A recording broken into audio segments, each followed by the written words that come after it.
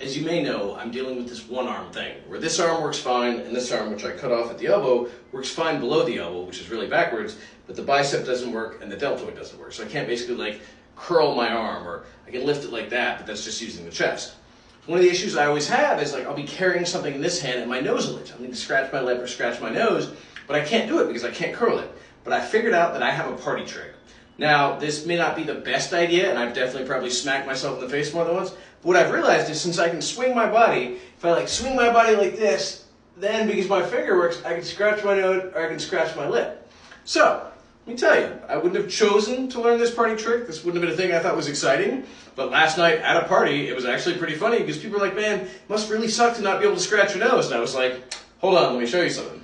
And actually, the important part of this is that I've had to adapt. Like, I don't have a lot of option.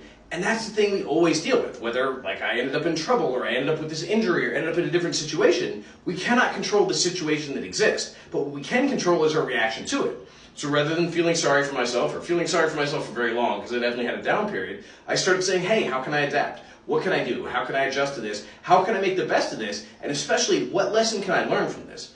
Because every difficult or bad thing I've ever experienced in my life has been an incredible opportunity to learn lessons or learn perspectives. So in this one, how am I going to be adaptable? How am I going to use this as an excuse to slow down? How am I going to use this as an excuse to be grateful and actually connect to the things around me rather than just buzzing through life? So again, wouldn't have chosen to rip my arm off, wouldn't have chosen to have all the medical debt, wouldn't have chosen any of it, but I'm learning valuable lessons because everything, even the worst, the most difficult, the ugliest, is an opportunity.